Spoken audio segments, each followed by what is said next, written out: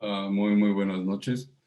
El día de hoy, para el Colegio Mexicano de Ortopedia, para mí en lo personal y a nombre del presidente del colegio, el doctor Jorge Negrete Corona, les queremos dar la más cordial bienvenida a esta tercera sesión ordinaria, extraordinaria del Colegio Mexicano de Ortopedia, en la modalidad de webinar, con un tema por demás interesante que es el de trastornos de la coagulación y en este caso, trastornos mortales en cirugía ortopédica programada, para el cual contamos con la participación de el laboratorio Novo Nordisk, quien está copatrocinándonos en este evento, y para lo cual quiero dejar la presentación a la doctora Marilyn Mendoza Baquedano, que será la encargada de hacer la presentación. Ella es una destacada hematóloga, egresada del Instituto Nacional de Nutrición, de Ciencias Médicas y Nutrición Salvador Subirán, y quien en la actualidad también se desempeña en alguna posición dentro del mismo laboratorio de Novo Nordisk.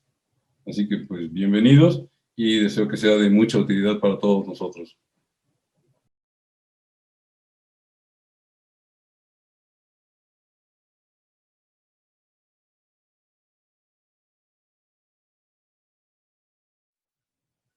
Buenas noches, los saluda Marilyn Mendoza, bienvenidos en nombre de Novo Nordisk a esta sesión académica que creo que será de mucho provecho, ya que se va a hablar de un trastorno de la coagulación a la que muchos de ustedes se pueden enfrentar, ya que tienen pacientes a los que someten a cirugías programadas. Es así que tengo el honor de presentarles a nuestros dos ponentes, la doctora Cintia Cuellar. Ella es médico especialista en medicina crítica. Actualmente es adscrito de la terapia intensiva del Hospital Ángeles y del Hospital de Traumatología Victorio de la Fuente y Narváez. La doctora nos estará comentando un caso clínico de la vida real y que ya tuvo la oportunidad de conocer de cerca. Posterior a esto tendremos la participación del doctor Jaime García Chávez. Él es médico hematólogo, profesor investigador, es médico adscrito del Centro Médico Nacional La Raza y es jefe del área de trombosis y hemostasia de dicho hospital, y el doctor nos estará haciendo el honor de desarrollar el tema y explicarnos qué ocurrió con el paciente del caso clínico que nos presentará la doctora Cuellar. Tendremos un espacio para preguntas, comentarios que ustedes pueden ir formulando a través del chat. Por el momento les agradezco y les cedo la palabra a la doctora Cuellar. Muchas gracias.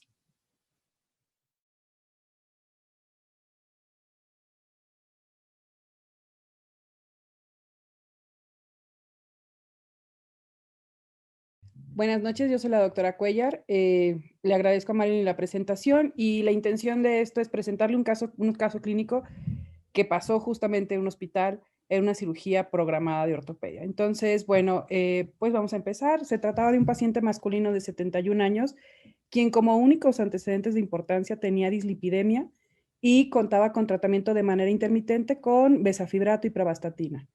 Tenía el único antecedente quirúrgico en el 2015 con una disectomía a nivel de L4, L5, la cual, a decir de los familiares, pues cursó sin ninguna eventualidad y rehabilitación y posteriormente se reincorporaba a sus actividades físicas.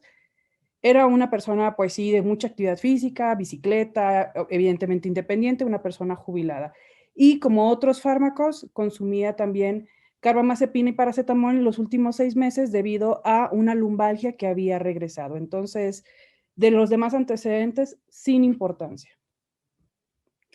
Entonces, pues bueno, dentro del protocolo diagnóstico se programa para una artroplastia total de cadera derecha y estos son los laboratorios que se obtuvieron del expediente clínico, donde, bueno, pues podemos identificar que dentro de la biometría hemática, hemoglobina de 14, linfos de 4100, prácticamente sin ninguna alteración. En los tiempos de coagulación se reportaron tal cual, un TTPA de 60 segundos, con un TP de 10 segundos y un INR de 1.1.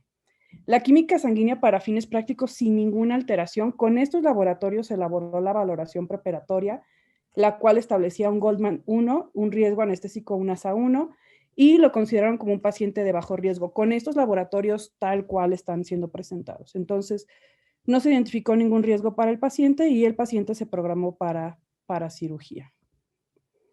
Y entonces, el día pues 19 de diciembre, el paciente es operado y aparentemente fue egresado.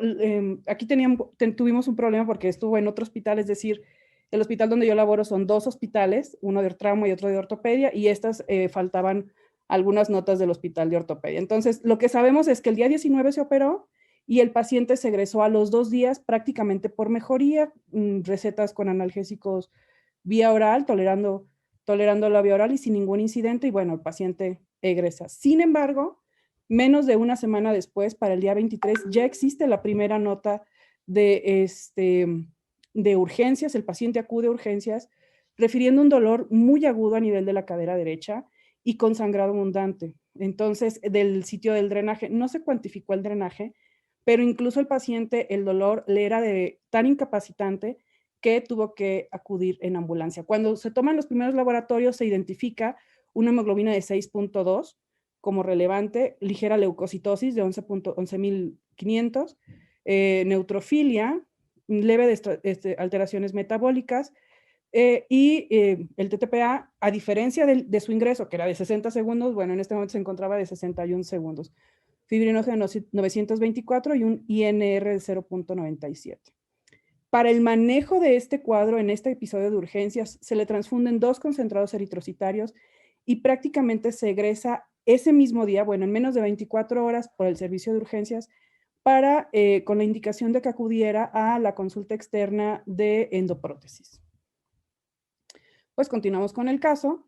El paciente, menos de una semana después, para el día 28, regresa a urgencias, pero en esta ocasión ya no solamente era el dolor y el aumento de volumen a nivel de la cadera derecha. Ahora se agregaba disnea y taquicardia. Entonces, en el diagnóstico consignado en la nota de urgencias era, bueno, pues operado de artroplastia total de cadera, más un síndrome anémico postquirúrgico. Para el manejo de este síndrome anémico, solamente se transfunden 2 concentrados eritrocitarios y los laboratorios que se registraron, bueno, hemoglobina de 6.6, plaquetas de 478,000, incremento de la respuesta leucocitaria, fibrinógeno 824 y TTPA, pero esta vez de 98 segundos. Entonces, se transfunde el paciente y vuelve de nuevo a ser enviado a domicilio para ser valorado por la consulta externa.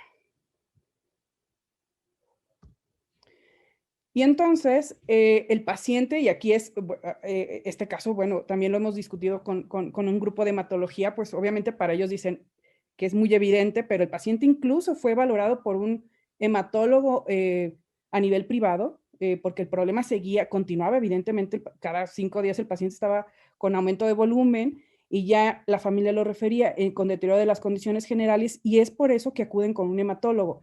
El hematólogo le genera esta receta, bueno, son las recetas, es lo único que no contamos con el expediente, evidentemente, porque fue por medio privado. Le deja Pixaban, disinone y eritropoyetina. Esto fue para el día 11 de enero. Prácticamente nos acercábamos al primer mes de evolución después del evento quirúrgico. Una semana después vuelve a ser valorado por el servicio por el hematólogo, quien en esta ocasión le deja vitamina K y el Eliquis y cita en 2 semanas. Aquí el doctor García, bueno, pues podrá hacer todos los comentarios con respecto al manejo. Yo me abstengo completamente del manejo dado por hematología y continúo con el caso. Para el día 7 de febrero, el paciente se interna para protocolo quirúrgico, es decir, el paciente iba a ser reintervenido a través de la consulta externa, pero como el paciente no contaba con un electrocardiograma, es decir, no contaba con el protocolo completo, deciden ingresarlo al área de hospitalización. Espero darme a entender, es decir, nunca lo hospitalizaron porque consideraron que fuera urgente, sino porque como no tenía electro, prefirieron ingresarlo y así completar el abordaje, el protocolo quirúrgico para poder operarlo. Entonces, el paciente se ingresa el día 7 de febrero y entonces lo que describe la nota es que el paciente presenta aumento a nivel de la cadera derecha, que aparentemente no genera cambios de coloración, y que a nivel de la herida quirúrgica hay salida de material sanguinolento no fétido y que es doloroso a la palpación. Entonces, para el día 13 de febrero se contaron con estos laboratorios. El paciente seguía en el hospital de ortopedia. Y bueno, un TTPA de 105 segundos, fibrinógeno de 702 y pruebas de mezcla de plasma 1:8. Esto el doctor García nos va a hacer la referencia a esto. Y para el día 15, es decir, una semana después de que el paciente ingresa, ya se realiza el procedimiento quirúrgico. El procedimiento quirúrgico que describen es que hacen aseo y debridación y con cierre de herida quirúrgica y toma de muestra a nivel de la cadera derecha. Sin embargo, dentro de la descripción quirúrgica refieren que hay abundante cantidad de tejido inflamatorio, coágulos y tejido celular muy friable.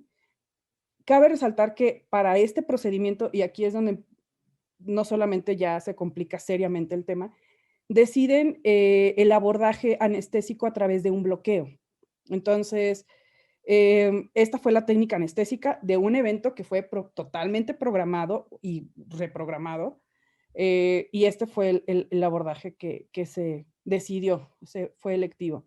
Continuó, y entonces, el mismo día de la cirugía, el paciente ya presentaba alteraciones neurológicas severas, presentaba parestesias, y a la exploración neurológica el paciente ya no contaba con sensibilidad a nivel desde L1.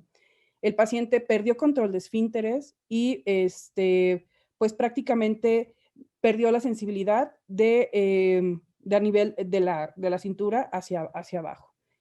A nivel de la herida quirúrgica, del bloqueo, no se identificaron ni hematomas, ni cambios de coloración, ni nada.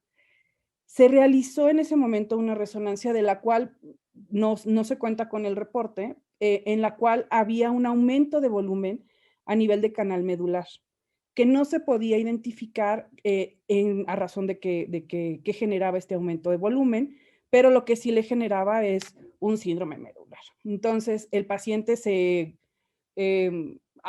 valoró en conjunto con neurocirugía y se decidió la exploración quirúrgica. Entonces, se explora quirúrgicamente el canal medular, donde pues aparentemente no encontraron nada, en las notas no lo refieren, que hubiesen encontrado hematomas o que hubieran encontrado algo, y vuelven a cerrar. Entonces, el día 17 fue el día que se realiza la cirugía, y la cirugía corrió a cargo del grupo de ortopedia encargado de columna, de la clínica de columna, y entonces realizan una exploración dural, es lo que refieren en la nota, hemilanectomía a nivel del E4, duroplastía, con un tiempo quirúrgico de 4 horas 30 minutos, con un sangrado de 800. Con la experiencia que tenemos realmente el equipo de columna, pues estos tiempos exceden lo que normalmente ellos se tardarían para una exploración. Y eso fue una de las cosas que nos llamó la atención, que la cirugía fue muy larga. Cuando se interrogó al equipo quirúrgico que intervino para ese procedimiento, pues era finalmente que el sangrado no se podía controlar. Sin embargo, en la nota no lo refirieron, no lo consignaron, pero bueno, sangrado de 800. Aunque dicen que en realidad fueron 1200, pero bueno, lo redondearon a 800. Y entonces el paciente, debido a que no contaban con un área de terapia intensiva en el hospital de ortopedia, es por eso que es enviado al hospital de traumatología, ¿sí? Entonces, aquí es importante este sentido de contexto porque en trauma, pues bueno, habitualmente estamos acostumbrados a pacientes con sangrados activos, finalmente es trauma, y esto pues sí nos hizo no ubicar al paciente en el contexto que teníamos. Y bueno, para empezar vamos a ver la tomografía, es la tomografía con la que ingresa ya al área de reanimación. El paciente está intubado, un poquito de derrame pleural, atelectasias, ¿sí? Y nada significativo vaso, no hay líquido libre, aparentemente en cavidad ilio, bla, bla, bla. Pero identificamos ya aquí un aumento de volumen muy considerable con respecto, aún con el artefacto que genera la prótesis, un aumento de volumen muy, muy considerable con respecto a la cadera izquierda, la cadera contralateral. Entonces, el paciente llega ya en malas condiciones, con datos de choque, y les comento lo del hospital finalmente porque, bueno, aquí está la tomografía de cráneo, que no hay mayor mayor cosa. Bueno, aquí ya ahí se identifica datos de hemorragia subaracnoidea, se clasifica en una Green 2, con ya edema cerebral, el paciente permanece intubado, ¿sí? Y bueno, finalmente del área de reanimación ingresa al área de terapia intensiva. El caso pues ya bastante complicado, y ya cuando ingresa a la terapia intensiva, pues el paciente ingresa con choque séptico secundario, infección de tejidos blandos, cuando, bueno, prácticamente todos los quirúrgicos que lo estuvieron interviniendo refieren que en ningún momento se identificó alguna condición de infección. Pero bueno, en este caso nosotros, pues con lo que contábamos en ese momento, que era el deterioro del paciente, un paciente que ya llevaba varios días hospitalizado, se ingresa con choque séptico, hemorragia subaracnoidea, desequilibrio hidroelectrolítico, lesión renal aguda y posoperado de la exploración dural, así como el cierre de la herida quirúrgica a nivel de la cadera derecha. Entonces, cuando recibimos al paciente, identificamos que los sitios de sangrado eran sitios de sangrado constantes, donde se identificó en la herida quirúrgica que se encontraba en línea media, la herida quirúrgica a nivel de la cadera derecha, y pues sí, dentro de la parte institucional es muy frecuente que en terapia intensiva se tomen punciones arteriales por gasometría, pero en este caso fueron en pliegue braquial. Y pues bueno, se generó un hematoma muy importante, incluso también a nivel del catéter, del sitio de punción del catéter venoso central, que aparentemente no hubo ningún incidente al colocarlo, y a nivel intracraneal. Entonces, el paciente tenía diferentes puntos de sitio de sangrado, los cuales le generaban aproximadamente un gasto en 24 horas entre 1.500 y 1.800 de predominio, sí, a nivel de la cadera derecha, donde eso era lo que se contabilizaba. Y entonces, bueno, pues llegamos incluso al punto de decir, ya no lo puncionen, ya no, el paciente sangraba de cualquier lado que lo puncionaran, ¿no? Entonces, bueno, debido a que el paciente inicialmente se transfundía el total de concentrado, de respaldo de transfusiones que tuvo el paciente, fueron alrededor de 57 hemocomponentes entre paquetes globulares, plasmas, plaquetas y crioprecipitados. O sea, realmente intentamos transfundirlo con todo, y de nuevo en el concepto de que era un choque hipovolémico hemorrágico, pero nosotros seguíamos en el tema del trauma, y aquí, pues bueno, no contábamos, si lo puedo llamar así, con toda la información.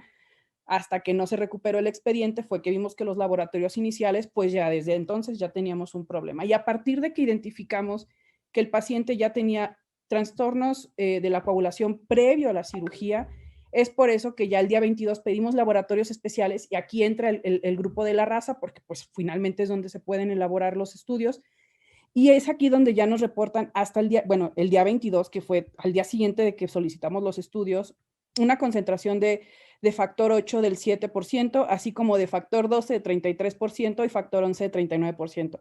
Honestamente, en este momento, con la experiencia que teníamos, que era el primer paciente que veíamos con esto, en ese momento consideramos que sí era una deficiencia de múltiples factores, etcétera. Y todo esto les aseguro que se aclara cuando el doctor García nos complemente el caso.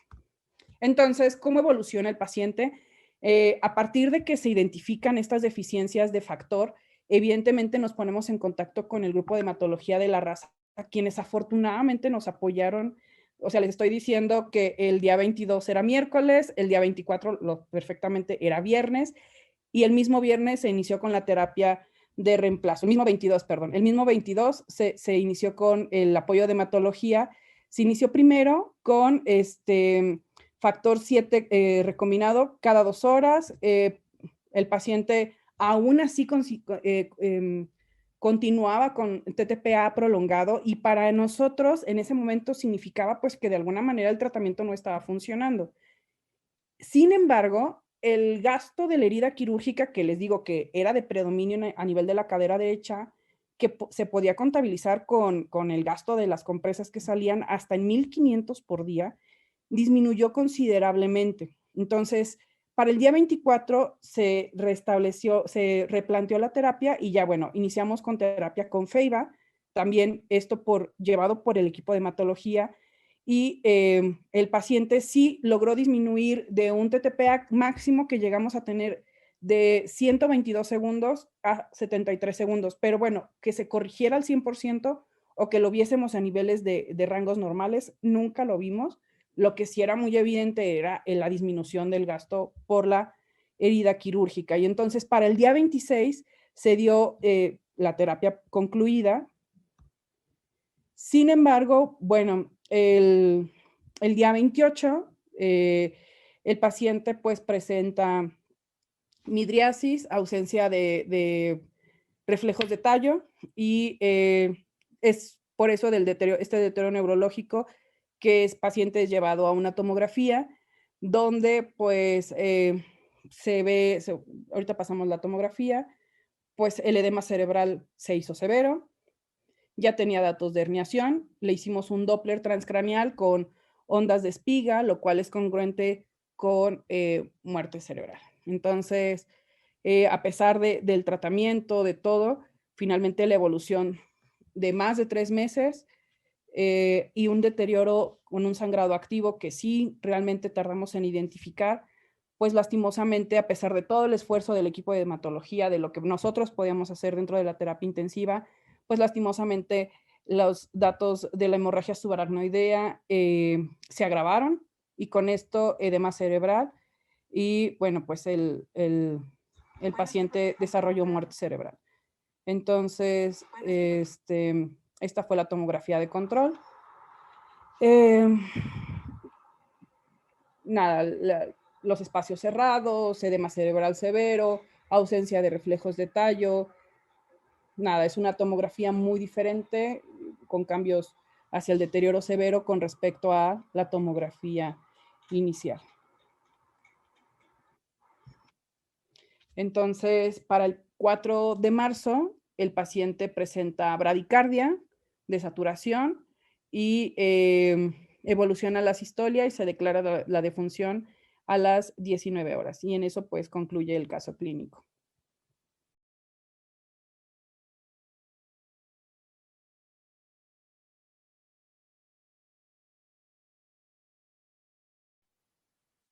Buenas noches a todos los colegas que están atendiendo y especialmente a los ortopedistas, a los traumatólogos.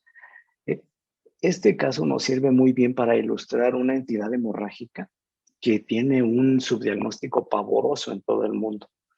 Y voy a utilizar el caso para tratar de ir explicando más o menos en dónde pudieron haber estado los errores de procedimiento o errores de interpretación desde el punto de vista de los hematólogos, que bueno, todos tenemos un punto de vista diferente y además aquí el caso ya había ocurrido, pero tomándolo estrictamente como enseñanza, creo que es un caso rico que nos va a ilustrar mucho.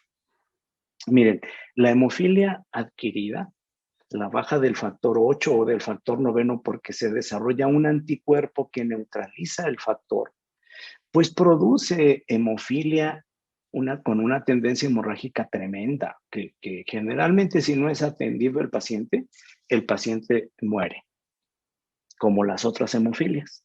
Las hemofilias hereditarias las conocemos desde hace mucho tiempo y sabíamos antes de que hubiera tratamiento, los pacientes con hemofilia vivían aproximadamente 14 años, más o menos.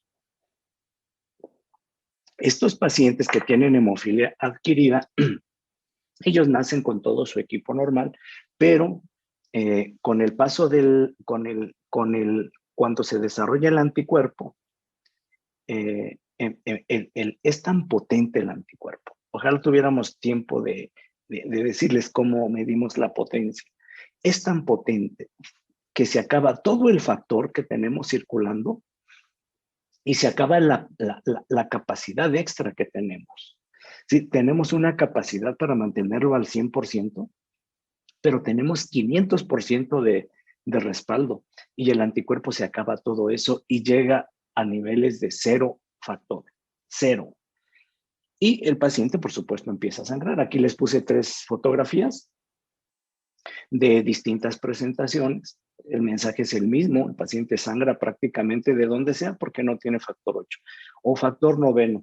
el factor 8 es un factor muy importante en la hemostasia, muy importante.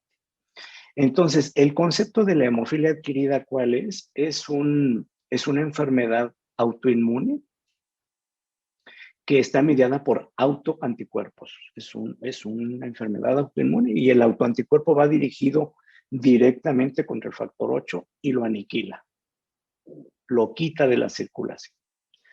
Y por supuesto, empeora la generación de trombina y destruye todo el equilibrio que tenemos instalado por la naturaleza para que la sangre se mantenga líquida y dentro de los vasos. Todo eso queda hecho añicos, porque no existe uno de los factores más importantes. Existe pues, pero está completamente aniquilado por los anticuerpos. La definición se las puse aquí, aunque ya se las traté de decir así en un lenguaje coloquial.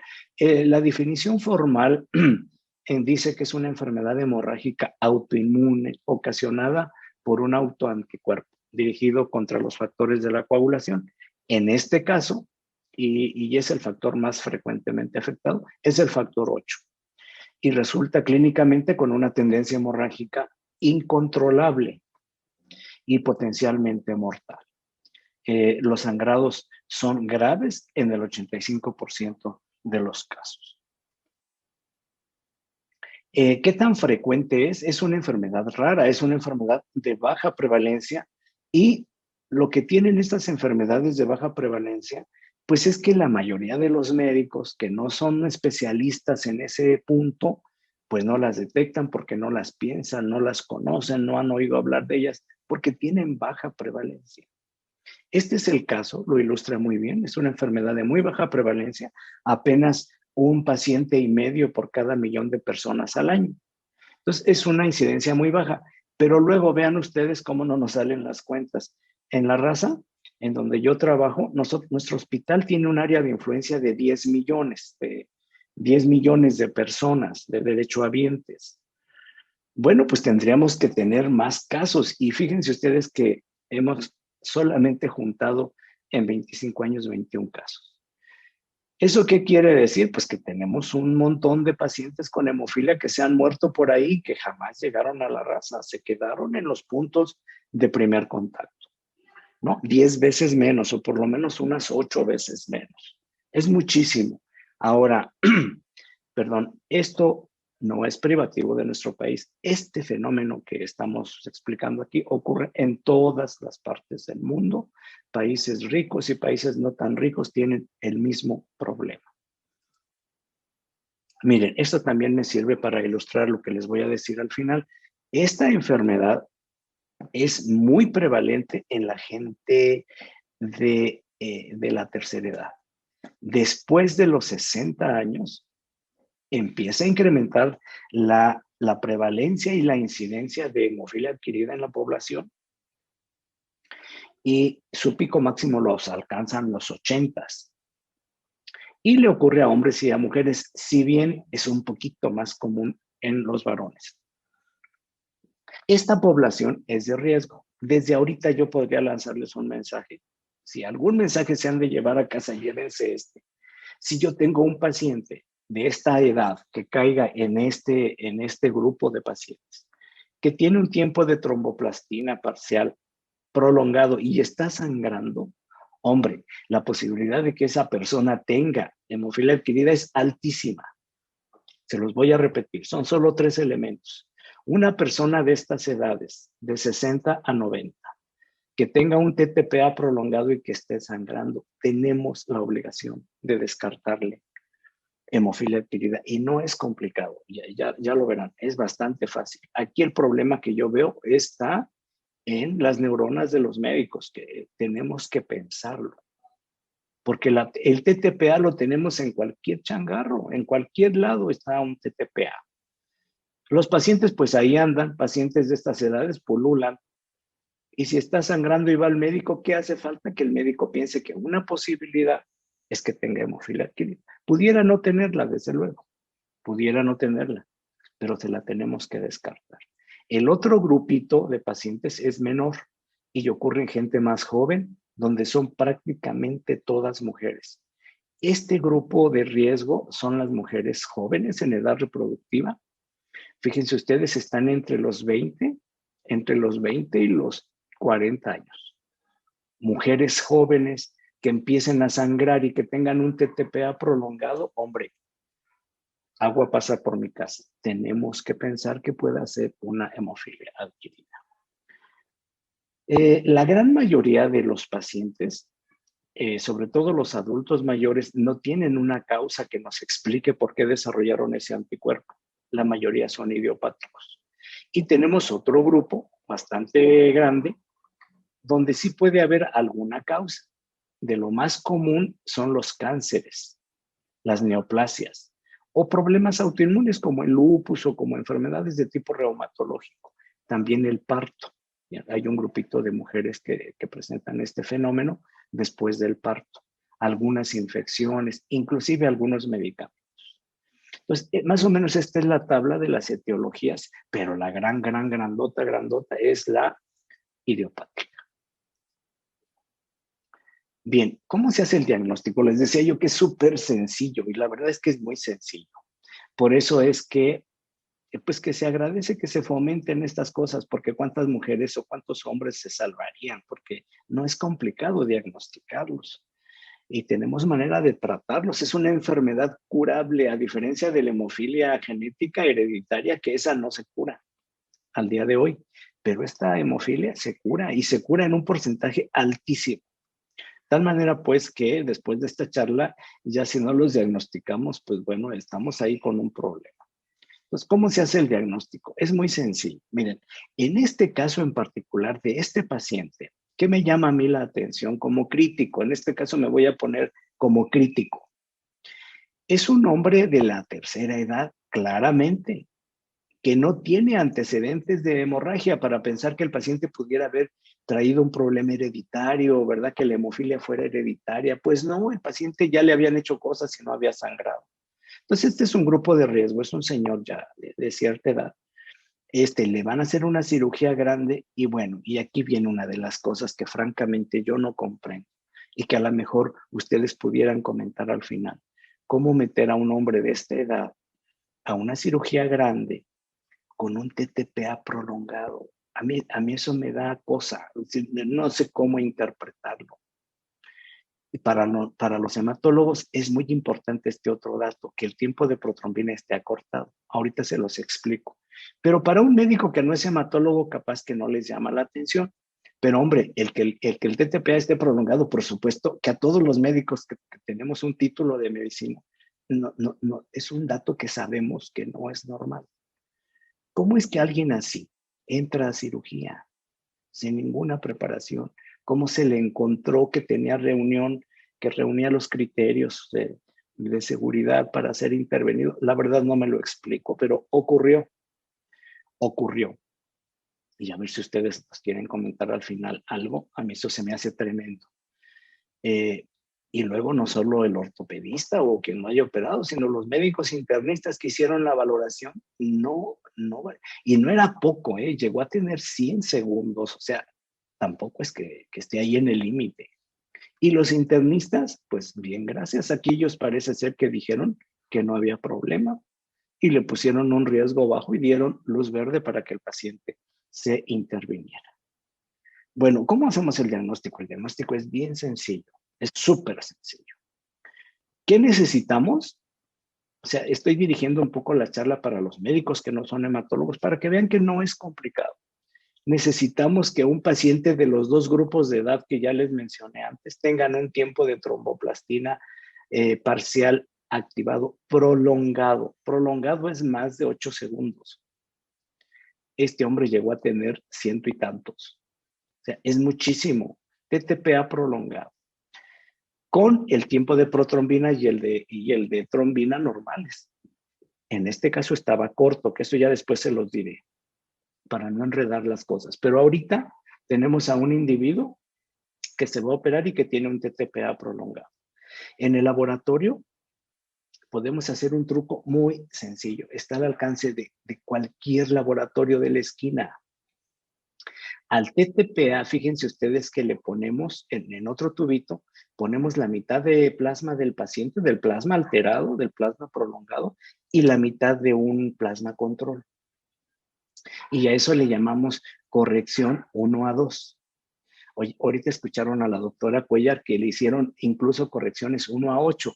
1:8 quiere decir, en términos así muy parroquiales, que al tubito de ensayo donde voy a hacer el nuevo TTPA le pongo 7 partes del pool, 7 partes del control y una parte, solamente una parte de 7 del problema.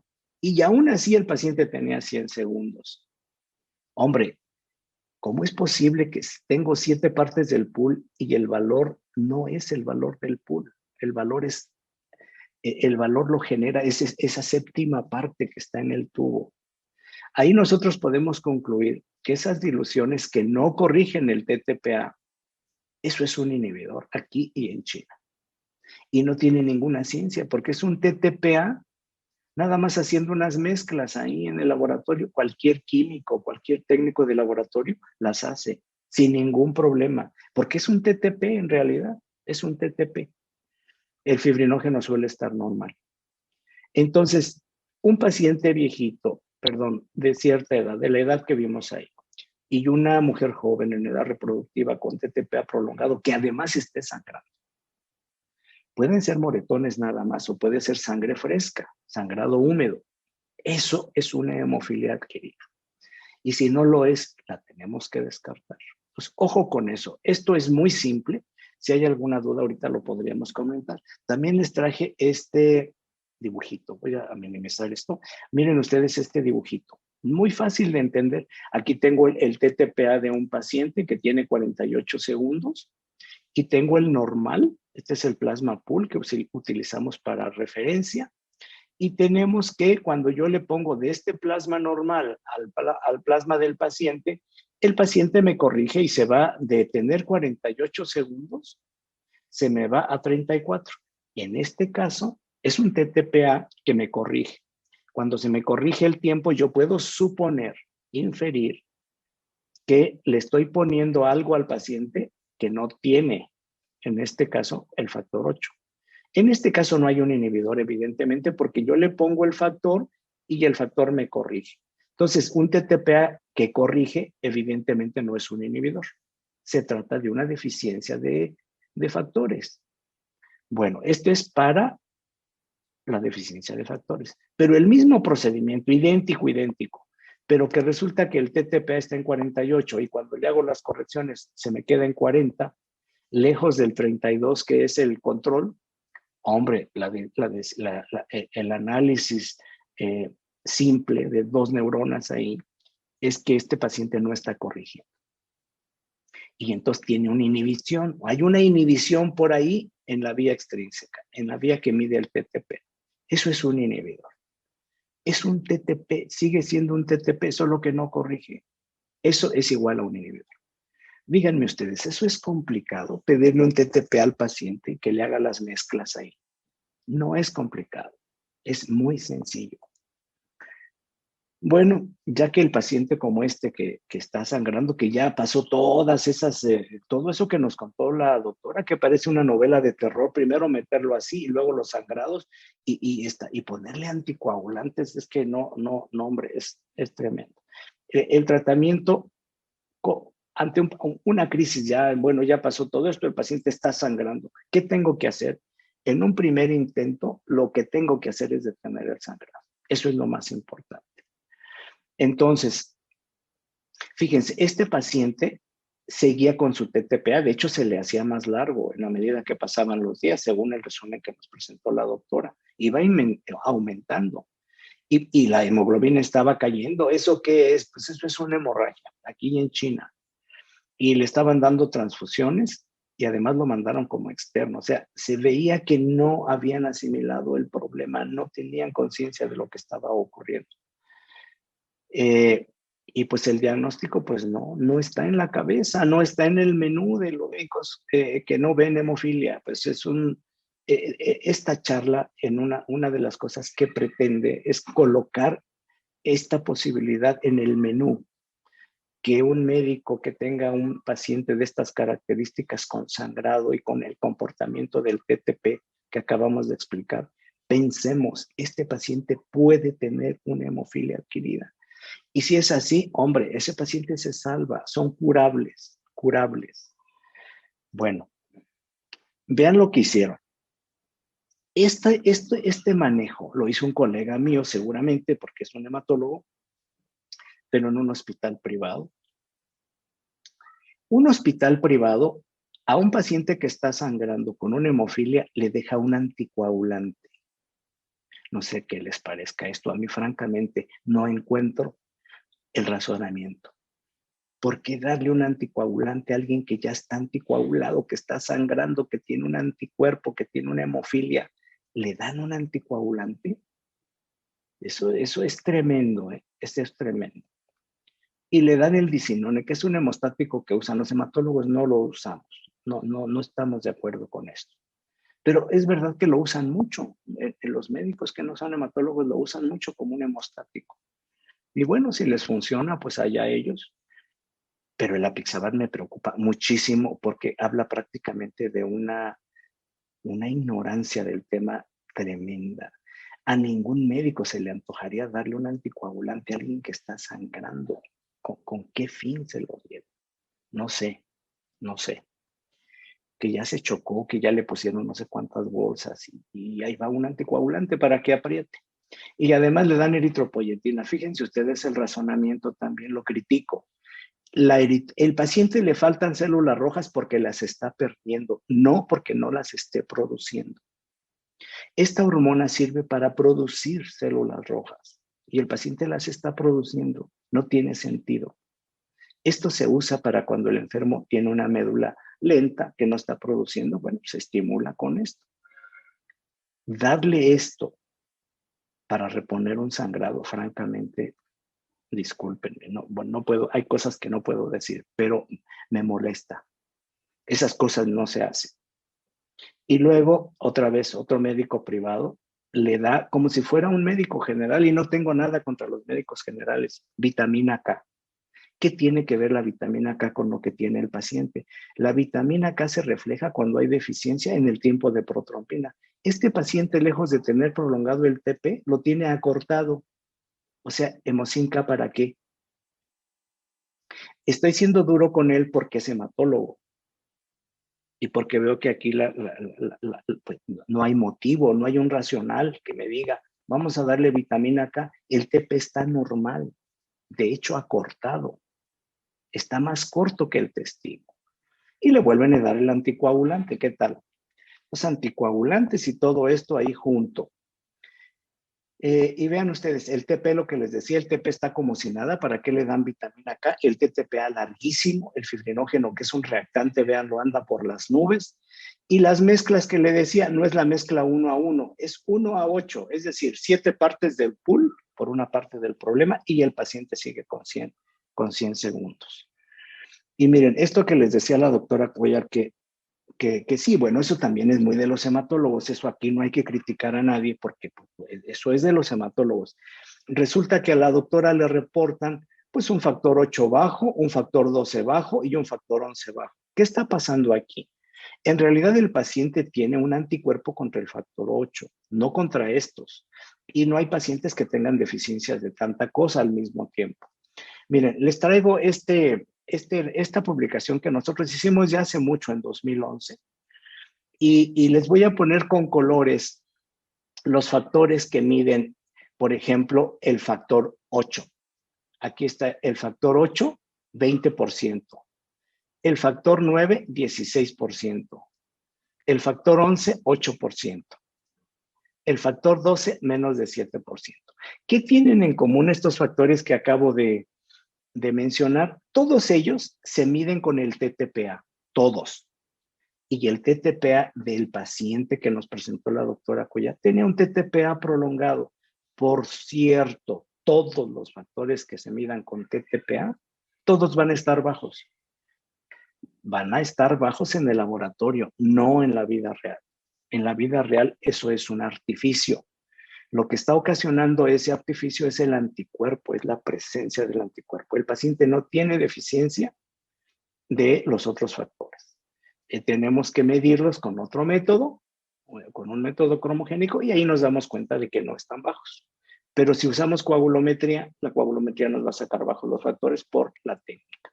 Y los que mide el TP, fíjense, estos factores los mide el tiempo de protrombina, veanos, 100%, 90%, 63%, 94%. ¿Por qué? Pues porque los mide el TP, y el TP este paciente lo tiene de maravilla. Entonces, esa es la explicación técnica de por qué a la doctora le reportaron esas deficiencias. No están deficientes. Bueno. Déjenme ver, creo que me pasé con uno. Entonces, primero en el tratamiento, si está sangrando el paciente, hacer hemostasia. Hay que hacer hemostasia si el paciente está sangrando. Y ya con la hemostasia, mandarlo a un centro especializado, porque los dos tratamientos, los dos medicamentos que usamos, que tenemos en México, solamente los tienen los hospitales del tercer nivel. Son medicamentos muy potentes que sí requieren una expertise para su manejo. Y son muy caros, pero lo de caro lo dejamos al último, pero sí requiere de cierto expertise para manejarlo y de un criterio para manejarlo. Quizás el punto inicial de contacto no los tenga, pero lo que sí está en sus manos es hacer hemostasia, hasta mecánica. Y pueden hacer otra cosa, que es muy fácil, no puncionar al paciente, por favor. Los peores casos que yo he visto es cuando le meten mano a los pacientes. No tocarlos. Los pacientes son de cristal, sangran de la nada, nomás de verlos. Bueno, pues entonces ahórrense los piquetitos de que la sonda de aquí, la sonda de allá y que una cortadita aquí en la carótida. Nada, porque se les van a morir. No tienen coagulación.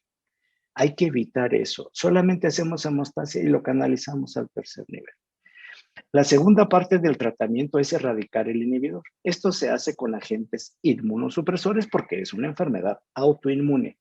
Y tenemos ahorita una cantidad de inmunosupresores muy potentes que nos permiten curar a los enfermos en el 99% de los casos.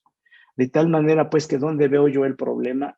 En los puntos de primer contacto. Ahí hay que apretar. Hay que decirles que esto existe, que se cura, que es muy fácil pensar en ellos y que no es complicado manejarlos. Los dos medicamentos que están en el mercado, en México y en todo el mundo en realidad, ese es el factor 7, activado recombinante, se llama Novoseven, y el concentrado de complejo protrombínico activado que se llama Feiba. Estos dos medicamentos los tenemos en el país, están en las instituciones y están en las farmacias para los que no están con seguridad social y se pueden comprar y aplicar y todo. Y con eso la hemostasia se logra en un altísimo porcentaje. Si no los tienen, porque es muy probable que no los tengan, por lo menos pueden darle adyuvantes, que es la desmopresina y los antifibrinolíticos como el ácido tranexámico, mientras llega a un hospital de tercer nivel. La ayuda sería tremenda si hacen eso y no los andan picoteando. Miren, aquí está cómo usan en todo el mundo, este es un reporte de todo el mundo, y vean que usan mucho el factor 7 y también usan el complejo protrombínico, un poco menos, pero funciona. Y en algunos países usan factor 8 de cerdo, en México no lo tenemos, y usan combinaciones. El índice de eficacia es altísimo, 90 y tantos % de eficacia. Una vez que los diagnosticamos, la posibilidad de que se nos muera es muy remota. Por supuesto, se pueden medir si tienen un cáncer y eso, bueno, pero no se nos mueren de la hemofilia si están bien atendidos. Y creo que esta es mi última diapositiva y les regreso los micrófonos a la doctora Marilyn para contestar preguntas. Adelante, Marilyn.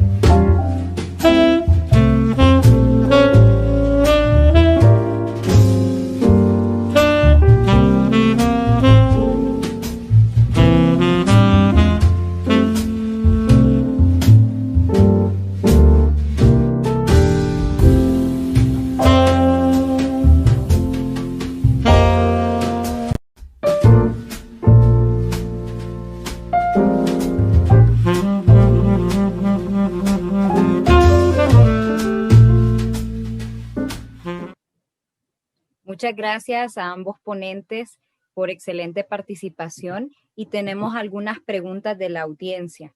Para el doctor Jaime, preguntan si la administración de crioprecipitados está indicado o qué papel tendría en un paciente con hemofilia adquirida que esté sangrando en un posoperatorio, como el caso clínico que acaba de presentarnos la doctora Cuellar. Sí, sí, doctora, claro que sí. El crioprecipitado es un producto derivado del plasma que es muy rico en factor 8 y en factor de von Willebrand. Todo lo que le pongamos de factor 8 a nuestro paciente, el anticuerpo lo va a anular. No tiene sentido estarles poniendo factor 8 en ninguna de sus formas, ni en crioprecipitados, ni en liofilizados, porque el anticuerpo los está esperando. Y los anticuerpos suelen ser muy potentes, mantienen el factor 8 en menos de 1%. La respuesta en corto es no les va a funcionar. Se los pueden poner básicamente para tener un alivio ahí psicológico de que pues no me quedo sin hacer nada, pero en la práctica eso no funciona. Lo único que tenemos efectivo para tratar esto son estos medicamentos que acabamos de ver y algunos procedimientos que se consideran heroicos, pero son heroicos. A mí no me ha funcionado ninguno. Antes de que estuvieran los agentes de puenteo en México en el mercado, los tratábamos con recambio plasmático. Les quitábamos todo el plasma de ellos para arrastrar ahí el anticuerpo y le poníamos plasma de donadores sanos. Pero son paliativos y no nos resuelven el problema. Eso prácticamente ya no se usa. Se usó mucho tiempo, funcionó por ahí en algunas personas, pero ahorita ya eso ya no lo recomendamos porque tenemos los medicamentos. Es una manera muy efectiva al alcance. Entonces, parece que me extendí en la respuesta, pero la respuesta es no funcionan porque tienen factor 8 y el factor 8 tiene un enemigo esperándolo allá dentro del paciente. Ok. Para la doctora Cuellar, es un comentario, pero a la vez pregunta. Nos comenta aquí el médico que considera que es de suma importancia que al tener este paciente un TTPA prolongado de 100 segundos, no debieron de realizar el procedimiento anestésico con bloqueo por el simple hecho de someter al paciente al riesgo de un hematoma peridural. ¿Usted considera qué opinión tiene, doctora Cuellar, ante este comentario? Bueno, lo que pasa es que este tema nos toca a muchos servicios. Muchas veces podemos pensar que si clínicos o quirúrgicos, que si los quirúrgicos no hicieron lo que se tenía que hacer. No, aquí entramos todos, pero todos. Lo que demuestra el grado de desconocimiento en algo que cuando lo revisamos decimos, ¿cómo no se dieron cuenta? Efectivamente, fue un error, no el bloqueo, todo desde antes, porque el paciente ingresó a un procedimiento programado ya con TTPA prolongado. Entonces, sí, o sea, aquí es para todos, desde los de terapia, anestesio, medicina interna, cirugía, todos. ¿Por qué? Porque todos tenemos que aprender de un paciente que aunque el esfuerzo fue mucho, porque evidentemente aquí nos equivocamos todos al invadirlo demasiado, porque fue eso también, en un intento de salvarlo, nos excedimos. O sea, no entendíamos lo que estaba pasando. Y todo lo que dijeron de que se transfundieron críos, todo lo que transfundimos y el paciente no respondía. En algún momento dijimos, esto ya suficiente, esto no va a funcionar, el paciente se va a morir, tenemos que hacer algo más. Y fueron las pruebas extendidas que solicitamos, pero que en retrospectiva y ya con toda la asesoría que hemos tenido con respecto a este caso, todo lo que se ha discutido, bueno, pues hay mucho que aprender al respecto y por eso estamos aquí. Muchas gracias, doctora. Justamente hay otro comentario al respecto, doctor Jaime. Si este paciente, bueno, los tiempos de coagulación, así como nos acaba de decir la doctora, si bien es cierto, lo vio el servicio de medicina interna, anestesiología, pero también pues el médico que al final era el responsable de realizar la intervención. ¿Cuál hubiera sido la actitud correcta al ver que este paciente iba a un procedimiento programado, o sea, nada de urgencia, con un TTPA prolongado, aunque me den visto bueno otros servicios, o sea, cuál hubiera sido la conducta correcta y tal vez tuviéramos otros resultados con el paciente? Sí, desde luego, la respuesta correcta es detener la cirugía. Es una cirugía programada, el paciente andaba caminando.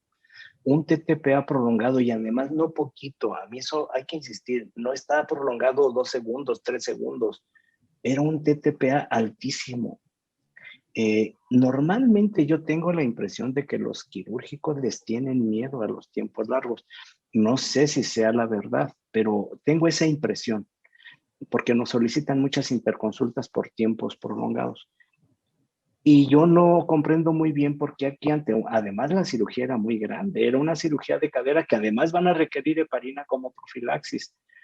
Y que tenga un TTPA prolongado y que no les importe, hombre, yo ahí no sé qué decir, pero desde luego yo no estoy de acuerdo con eso. El doctor tuvo que haber parado y ver qué estaba pasando. Hay TTPAs que no sangran, el síndrome antifosfolípido, por ejemplo. Él podría tener eso, es un paciente que tiene dolores de huesos, que tiene un problema articular crónico. Pues esos pacientes a veces hacen un fenómeno de anticoagulante lúpico que justamente es una prolongación del TTPA, pero que no sangran una gota. Eso se puede diagnosticar en el laboratorio. No nos lleva más de 24 horas. Si es un lúpico, adelante con la cirugía. Okay. En este caso, para el paciente, para infortunio, pues no les importó, no lo vieron o lo minimizaron, no sé qué pasó, pero no debió pasar, Maril. Ok, doctor, pero ¿se deben de enviar como tal la hematología para abordaje? Porque ¿cómo harían ellos la distinción? Ellos harían la distinción muy sencilla, Marilyn. Es un TTPA que no les corrige y que no sangra. Eso es para el lúpico. Okay. Un TTPA que no corrige, pero sangra, esos casos son complicados. La clave, ¿cuál es? Lo que nos han dicho por años y por años. La clínica. Si el paciente está sangrando, aguas. Eso es algo peligroso. Si el paciente no sangra, bueno, pues interpretamos el resultado en función de eso y le hacemos un truco de laboratorio, que también es un truco bien sencillo, Marilyn. Para saber si es un antifosfolípido, ¿qué cree que hacemos? Hacemos otra vez un TTPA y lo saturamos de fosfolípidos. Si el paciente corrige con fosfolípidos, pues es un antifosfolípido. El examen es muy simple también. En laboratorio no es el problema. Yo el problema lo veo en cómo los médicos perciben eso. De hecho, en este caso, ¿qué pasó? El médico seguramente vio el TTP y lo vio prolongado, pero no sé qué pensó. No sé qué pensó. Y ahí es donde está el problema. ¿Cómo lo ve él? ¿Por qué no le dio miedo? Un TTPA casi de 100. ¿Por qué? ¿Por qué no le dio miedo? No, esa parte no la comprendo. Ok, doctor. Y ya una de las últimas preguntas, que justo lo que acotó la doctora Cuellar, ¿cómo cada uno de los procedimientos quirúrgicos que se hacen con la intención de ayudar al paciente, obviamente, van empeorando la condición del paciente? ¿Cómo se explica esto? No comprendí bien la pregunta, Marilyn. Con cada procedimiento quirúrgico, doctor, el paciente empeoró. De hecho, llegó hasta a presentar lo del hematoma epidural, que es una de las complicaciones que se cree que presentó. ¿Por qué invadir tanto al paciente no lo ayudó, sino que lo empeoró? Sí, claro, sí. Y yo creo, Marilyn, que es que siguieron comportándose como, no sé, como que el paciente no tenía nada, pues, es decir, pareciera ser, a juzgar por lo que uno ve, la conducta de los médicos, pues no, pues es que no tiene nada, ¿verdad? Vamos a resolverle lo que estamos viendo aquí, pero no detectaron que había un problema, lo detectaron muy tarde, nos mandaron esas pruebas, yo me acuerdo, como si ahorita fuera, nos hablaron un sábado me habla el director del Hospital de la Raza y me dice, oye, tenemos un paciente así, ¿crees que se le deba hacer la prueba y además mandarles factor 7? Me mandaron toda la información, me tardé como 1 hora en revisarlo. Le dije, doctor, sí procede.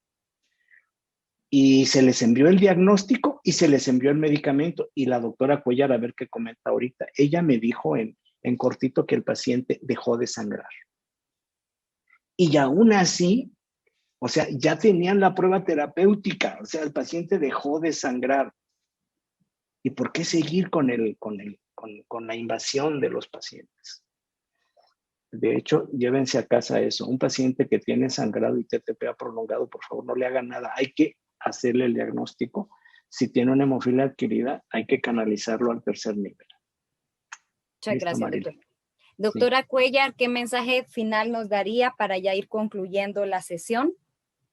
Bueno, pues que finalmente, de verdad que este caso, la intención de seguirlo presentando es porque nos enseña mucho. Es algo que teníamos que haber visto muchos médicos, me incluyo, de primera intención, les digo, vi un paciente en una condición crítica, inestable, que no paraba de sangrar y eso genera demasiada angustia. Y esa angustia, claro que lleva a todo un equipo de trabajo de gente que es experta en ver pacientes sangrando, porque no es el primero que vemos, todos los pacientes de ahí están, de esa terapia, en menor o mayor medida sangran. Sin embargo, este se comportaba particularmente diferente. Entonces, eso, la refractariedad a la reanimación hemostática. Aquí, por ejemplo, bueno, siempre voy a diferir un poquito porque el doctor Jaime, claro, él nos dice, no los invadas. Pues yo como intensivista digo, bueno, que un paciente con estado neurocrítico, tengo que intubarlo, tengo que hacer muchas cosas, pero el tema es no llevarlos a que yo tenga que estar obligada a hacerle esto, con todo el riesgo que eso implica, porque evidentemente ya no le dio oportunidad a un puenteo farmacológico que contenga esta situación. O sea, nosotros ya estamos, cuando definitivamente entramos en esto, ya es una situación muchísimo más compleja, pero que se pudo haber evitado en una consulta. Entonces, podemos aprender muchísimo todos.